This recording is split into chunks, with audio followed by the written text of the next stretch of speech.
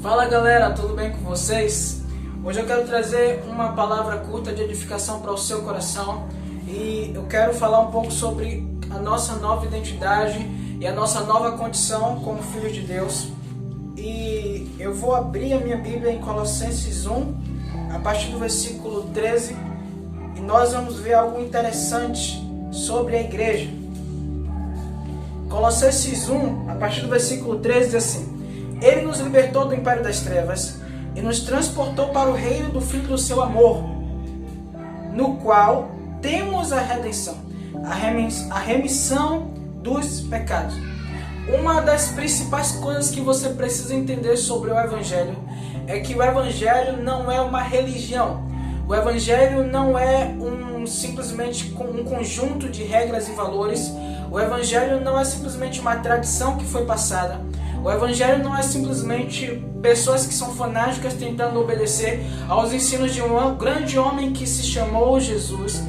O Evangelho é definido pelo apóstolo Paulo em Romanos 1 como o poder de Deus para a salvação de todo aquele que crê.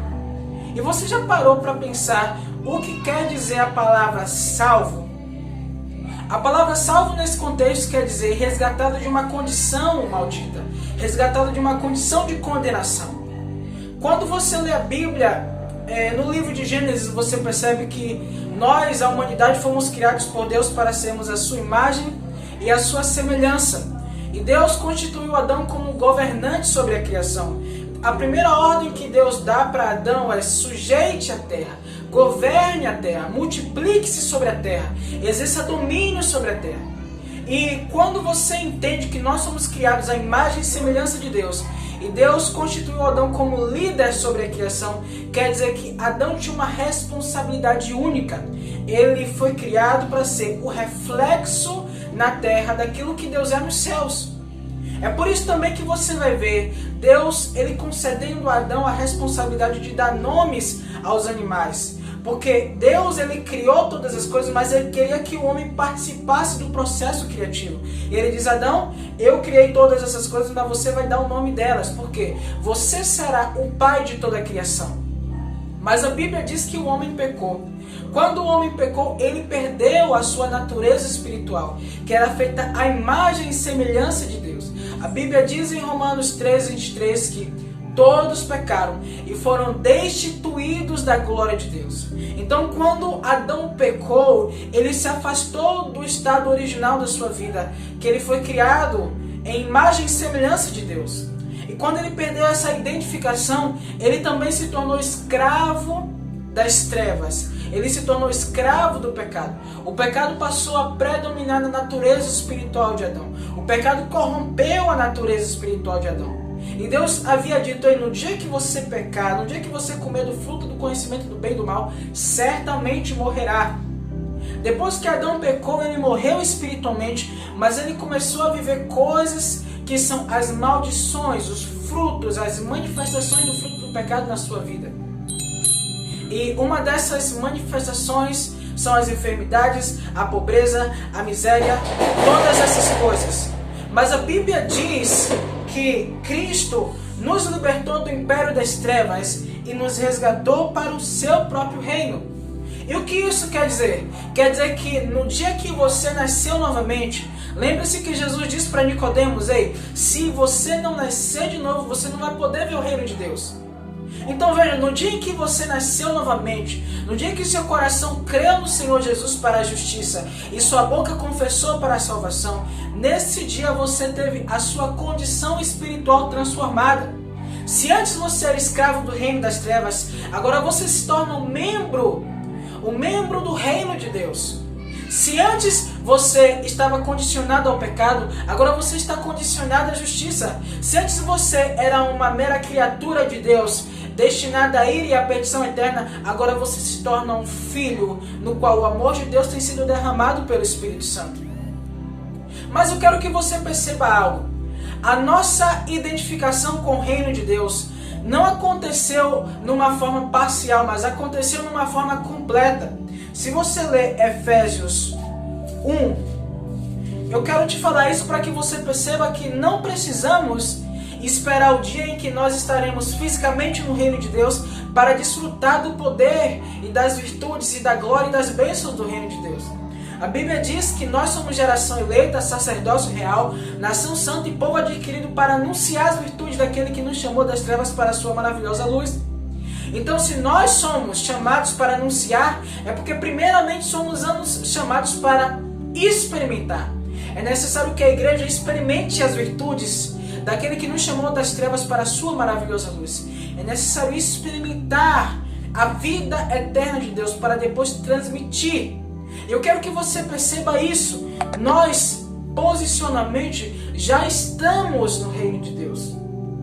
A Bíblia diz em Efésios 1, versículo 19: E qual a suprema grandeza do seu poder para com os que cremos, segundo a eficácia da força do seu poder, o qual exerceu ele em Cristo, ressuscitando-o dentre os mortos, e fazendo-o sentar à sua direita nos lugares celestiais, acima de todo principado e potestade, poder e domínio, e de todo nome que se possa referir, não só no presente século, mas também no vindouro. E pôs todas as coisas debaixo dos seus pés, e para ser o cabeça da igreja, e para ser o cabeça sobre todas as coisas, o deu à igreja, a qual é o seu corpo, a plenitude daquele que a tudo enche todas as coisas.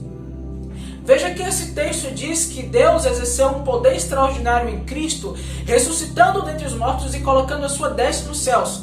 A destra de Cristo, a destra de Deus nos céus é um lugar de autoridade, é um lugar de poder. E Cristo é o cabeça da igreja. A Bíblia diz que se alguém está em Cristo, nova criatura é. A Bíblia diz em Colossenses 3 que nós ressuscitamos com Cristo. Isso se complementa pelo que está escrito em Efésios 2, no versículo 6, que diz: E juntamente com Ele nos ressuscitou e nos fez assentar nos lugares celestiais em Cristo Jesus. Meu irmão, você precisa entender a realidade poderosa que está sobre você. Se você nasceu novamente, a sua vida espiritual foi mergulhada na vida de Cristo. A vida espiritual de Cristo foi mergulhada no seu espírito. E agora vocês dois, você e Cristo, se tornam uma mesma natureza espiritual. Em 1 Coríntios capítulo 6, versículo 17, a Bíblia diz: Aquele que se une ao Senhor, este se faz um espírito com Ele. Quer dizer então que a posição que Cristo ocupa espiritualmente, nós também ocupamos. E se depois que Cristo ressuscitou, Ele assentou à destra de Deus, e eu estou unido a Ele, quando Ele ressuscitou, eu ressuscitei com Ele, quando Ele assentou-se à destra de Deus, eu também assentei-me com Ele nos lugares celestiais à destra de Deus. É por isso que Jesus diz em Mateus 16 que Ele daria à sua igreja as chaves do reino dos céus e da terra. E tudo que ligássemos na terra seria ligado nos céus. Tudo que desligássemos na terra seria desligado nos céus. Por quê? A igreja receberia de Cristo a posição para exercer governo e autoridade espiritual. Isso quer dizer que a mesma responsabilidade que Adão tinha de governar sobre a criação, a igreja hoje tem, porque hoje a igreja é o corpo de Cristo, que é o último Adão, que reconquistou a posição que o primeiro Adão perdeu. Então, meus irmãos, quando você entende que nós fomos ressuscitados e agora estamos com Cristo já espiritualmente no reino de Deus, porque aquele que se une ao Senhor se faz um espírito com Ele, você começa a andar nessa terra com a consciência de que você não pertence a ela. E se você não pertence a ela, as leis que operam no mundo natural não podem governar você. As enfermidades que operam no mundo natural não podem te governar. As condições sob a qual as pessoas que não têm Deus sofrem, você não tem que sofrer. Porque você está em Cristo numa dimensão superior. Você tem algo que as outras pessoas não possuem. Você tem o nome de Cristo. Você tem a autoridade de Cristo. Você tem a paternidade de Deus. E você foi resgatado do império das trevas. Agora você faz parte do reino da luz. É importante entender que você faz parte do reino da luz, porque quando você entende que a sua nacionalidade não é terrena, mas celestial, você vive na terra como um embaixador do reino de Deus.